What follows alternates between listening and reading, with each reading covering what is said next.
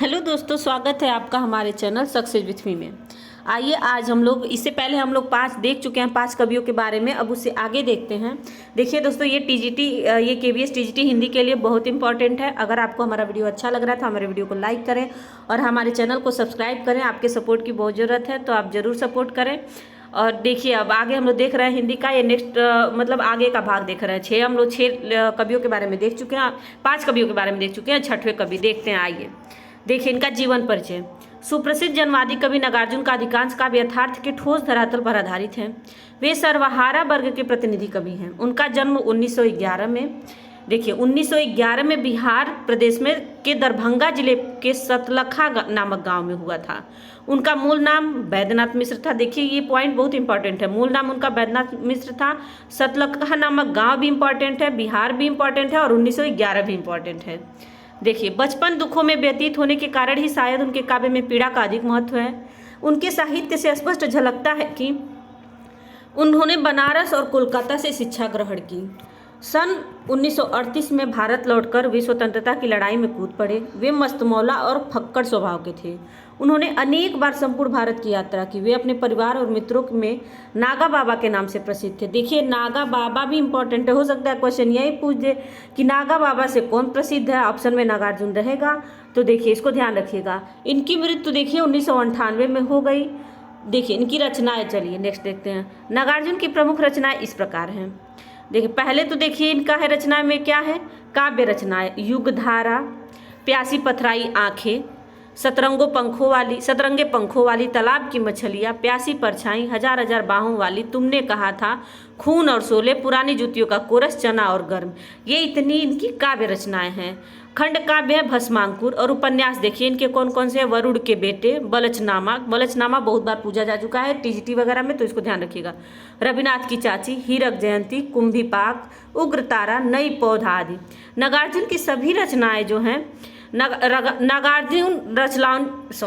नागार्जुन रचनावली के 7 भागों में प्रकाशित है। साहित्य में उत्कृष्ट योगदान के लिए उन्हें अनेक पुरस्कारों से सम्मानित किया गया है। उन्हें हिंदी अकादमी, दिल्ली का शिखर सम्मान, उत्तर प्रदेश का भारत भारती पुरस्कार, बिहार का राजेंद्र प्रसाद पुरस्कार तथा मैथिली भाषा में कविता लिखने के लिए साहित्य अकादमी पुरस्कार से विभूषित किया गया। वे मैथिली में यात्री नाम से काव्य रचना करते थे। इसको भी ध्यान रखिएगा कि मैथिली में यात्री नाम से काव्य रचना करते थे। नेक्स्ट इनकी देखिए साहित्यिक विशेषताएं इनकी क्या है। नागार्जुन के काव्य में समाज, राजनीति, दर्शन, कला आदि पर गहरे व्यंग किए हैं। उनके काव्य में साम्यवादी विचारधारा के साथ साथ प्रेम, सौंदर्य और प्रकृति का उदात्त रूप भी देखने को मिलता है। उन्हें आधुनिक कवि भी कहा जाता है। उन्होंने अपनी कविताओं में किसान मजदूर की दयनीय अवस्था का चित्रांकन किया है। उनके काव्य में राष्ट्रीय भावना का भी मार्मिक और सुंदर चित्रण हुआ है।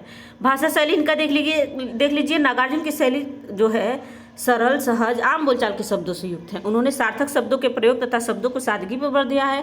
उन्होंने श्रृंगार, वीर एवं करुण रस को महत्व दिया है। उदात्त एवं गंभीर भाव का चित्रण तत्सम शब्दों में करने के साथ साथ उन्होंने उर्दू, अंग्रेजी और आंचलिक शब्दों को भी उदारता से अपनाया है।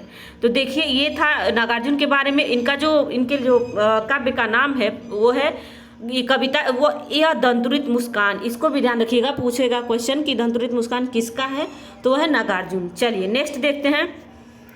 गिरजा कुमार माथुर जो हैं, इनका जीवन परिचय देखिए कि इनका आधुनिक युग की प्रयोगवादी कव्यधारा के लोकप्रिय कवि गिरजा कुमार माथुर का जन्म, इनका जन्म देखिए 1918 में मध्य प्रदेश के गुना नामक स्थान पर हुआ था। उनकी प्रारंभिक शिक्षा उत्तर प्रदेश के झांसी नगर में हुई। सन 1938 में उन्होंने विक्टोरिया कॉलेज ग्वालियर से बीएससी और लखनऊ विश्वविद्यालय से अंग्रेजी में एमए की परीक्षा पास की। शिक्षा समाप्त करने के बाद उन्होंने आकाशवाणी में कार्यारंभ किया।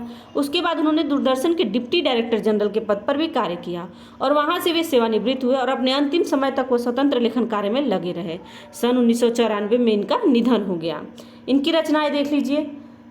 काव्य संग्रह इनके कौन कौन से हैं। शिला पंख चमकीले, धूप के धान, नाश और निर्माण, भीतरी नदी की यात्रा जो बंध नहीं सका, और नाटक देखिए जन्म कैद। आलोचना इनकी नई कविता सीमाएं और संभावनाएं। ये बहुत इंपॉर्टेंट है। रचनाओं पे तो आप लोग खासकर ध्यान दीजिएगा क्योंकि वो बेहद इंपॉर्टेंट है। ये एग्जाम में रचनाओं से भी क्वेश्चन आएंगे और इनके जीवन के बारे में, जन्म, मृत्यु और अकादमी पुरस्कार जो भी हैं वो तो आएंगे ही, साथ में रचनाएं तो बहुत इंपॉर्टेंट है। चलिए, साहित्यिक विशेषता इनका क्या है कि गिरिजा कुमार माथुर नई कविता के रोमानी मिजाज के कवि माने जाते हैं। उनके काव्य पर छायावाद का प्रभाव स्पष्ट दिखाई देता है। उनका साहित्य अद्भुत एवं विलक्षण विशेषताओं से युक्त है। उनके काव्य में आनंद, रोमांस और संताप की तरल अनुभूति के साथ साथ लय भी मिलती है। उन्होंने अपनी रचनाओं में सामाजिक जीवन की अनुभूतियों के यथार्थ अभिव्यक्ति प्रदान की है। उन्होंने अनुभव एवं संवेदना को उकेरा है। गहन अनुभूति और संवेदनशीलता के कारण ही उनकी काव्य सरस और रोचक बन पड़ा है। उन्होंने विषय की मौलिकता पर बल दिया है। चलिए नेक्स्ट, अब इनके भाषा शैली देख लीजिए। श्री गिरिजा कुमार माथुर की भाषा छायावादी काव्य भाषा से प्रभावित है। उनके शब्द चयन में तुक, तान, अनुमान की काव्यात्मक झलक मिलती है। उन्होंने देशज विदेशज भाषाओं का विषयानुकूल प्रयोग किया है। उनके द्वारा किया गया अलंकारों का प्रयोग भी स्वाभाविक बन पड़ा है। उन्होंने वर्णनात्मक शैली को भी अपनाया है।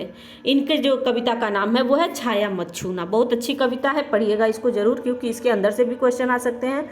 मैं तो केवल ये कवियों के बारे में करा रही हूँ और इनके डिटेल भी इम्पॉर्टेंट है, इसीलिए क्योंकि इससे ज़्यादा क्वेश्चन बनने की उम्मीद है। चलिए देखते हैं ऋतु। अब देखिए ये है ऋतुराज। ऋतुराज का देखिए ये बहुत तो फेमस तो नहीं है कवि, लेकिन इनके बारे में भी एनसीईआरटी में दिया है तो पढ़ना है। देखिए, कविवर ऋतुराज का जन्म राजस्थान के भरतपुर जिले में सन 1940 में हुआ था। वहीं से प्रारंभिक शिक्षा प्राप्त करने के बाद राजस्थान विश्वविद्यालय जयपुर से उन्होंने अंग्रेजी में एमए की परीक्षा उत्तीर्ण की। उन्होंने 40 साल तक अंग्रेजी साहित्य के अध्यापन का कार्य किया। सेवानिवृत्त के बाद उन्होंने अब जयपुर में ही अपना निवास बना रखा है। उन्हें सोमदत्त परिमल पुरस्कार, मीरा पुरस्कार, ये बहल सम्मान तथा बिहार पुरस्कार जैसे विशिष्ट पुरस्कारों से सम्मानित किया जा चुका है। इनकी रचनाएं देख लीजिए। इनके रचनाएं जो हैं 8 कविता संग्रह इनके प्रकाशित हो चुके हैं, जिसमें से कुछ प्रमुख हैं। देखिए, जो प्रमुख है वो देख लीजिए। एक मरण धर्मा और अन्य, पुल पर पानी, सूरत नीरत और लीला मुखारबिंद, ये जो है इनकी रचनाएं हैं। नेक्स्ट देखिए, इनकी साहित्यिक विशेषताएं देख लीजिए। ऋतुराज ने लोक जीवन और परिवेश से संबंधित समस्याओं को अपनी रचनाओं का विषय बनाया। उन्होंने आम आदमी के जीवन से जुड़ी चिंताओं को उकेरा है। उन्होंने अपनी काव्य कृतियों में दैनिक जीवन के अनुभवों का यथार्थ चित्रण किया है। वे अपने आसपास के सामाजिक वातावरण में घटित होने वाले शोषण और जीवन के विडंबनाओं संबंधित घटनाओं को बहुत बारीकी से देखते हैं। भाषा शैली देखिए। कवि ऋतुराज की भाषा सरल, सहज एवं भावानुकूल है। उनकी भाषा सामाजिक परिवेश और लोक जीवन से जुड़ी हुई है। सीधे साधे शब्दों में भाव की गहनता को व्यक्त करना उनकी भाषा की मुख्य विशेषता है। उन्होंने तत्सम, तद्भव, विदेशी, विदेशज सभी प्रकार के शब्दों का भावानुरूप प्रयोग किया है। अलंकारों का स्वाभाविक प्रयोग किया है। अभिधा, लक्षणा, व्यंजना 3 प्रकार की शब्द शक्तियों का प्रयोग उनकी रचनाओं में देखने को मिलता है। उन्होंने श्रृंगार और कड़ु रस को भी महत्व दिया है। इनकी जो रचना है देखिए, इनकी रचना है कन्यादान। तो ये भी ध्यान रखिएगा कि कन्यादान किसकी रचना है, तो वो है ऋतुराज की। चलिए नेक्स्ट देखते हैं, इनका मंगलेश डबराल है। ये देखिए, नई कविता के कवियों में अपनी विशेष पहचान बनाने वाले कवि मंगलेश डबराल का जन्म उत्तरांचल के टिहरी गढ़वाल के काफल पानी गांव में सन 1948 में हुआ था। देहरादून में रहकर उन्होंने अपना अध्ययन कार्य पूरा किया। उसके बाद दिल्ली आकर उन्होंने हिंदी पैट्रियट, प्रतिपक्ष और आसपास में काम किया। उसके बाद वे भोपाल के भारत भवन से प्रकाशित होने वाले पूर्वग्रह पत्र के सहायक संपादक बन गए। इसी तरह इन्होंने इलाहाबाद, लखनऊ से प्रकाशित होने वाले अमृत प्रभात में काम करने के बाद 1983 में उन्होंने जनसत्ता समाचार पत्र के साहित्य संपादक का पद संभाल लिया। उसके बाद कुछ समय तक इन्होंने सहारा समय में भी संपादन का कार्य किया। वर्तमान समय में वे नेशनल बुक ट्रस्ट से जुड़े हुए हैं। अब देखिए, प्रमुख इनकी रचनाएं देख लीजिए। मंगलेश डबराल के जो 4 कविता संग्रह है का 4 कविताएं हैं, देखिए ये प्रकाशित हो चुके हैं, जो इस प्रकार हैं। जो 4 इनकी कविता संग्रह वो प्रकाशित हो चुके हैं। और देखिए, पहला पहाड़ पर लालटेन, घर का रास्ता, हम जो देखते हैं, आवाज भी एक जगह, ये जो है मंगलेश डबराल की कविता संग्रह है। मंगलेश डबराल जो है अनुवादक के रूप में भी प्रसिद्ध हैं। उनकी कविताओं के भारतीय भाषाओं के अतिरिक्त अनेक विदेशी भाषाओं में अनुवाद प्रकाशित हो चुके हैं। उन्हें साहित्य अकादमी पुरस्कार पहल सम्मान से सम्मानित किया जा चुका है। इनकी देखिए, इनकी साहित्यिक विशेषताएं क्या है कि मंगलेश डबराल ने कविता लेखन के साथ साथ साहित्य, सिनेमा, संस्कृति और संचार माध्यम पर अपने विचार व्यक्त करते हुए अनेक लेख लिखे हैं। उन्होंने अपनी काव्य रचनाओं में सामंतवादियों और पूंजीवादियों द्वारा धोखे और स्वार्थ की नीतियों का विरोध किया है। उन्होंने अपना विरोध सीधे साधे ढंग से एक सुंदर सपना रचकर किया है। इनकी भाषा शैली देख लीजिए।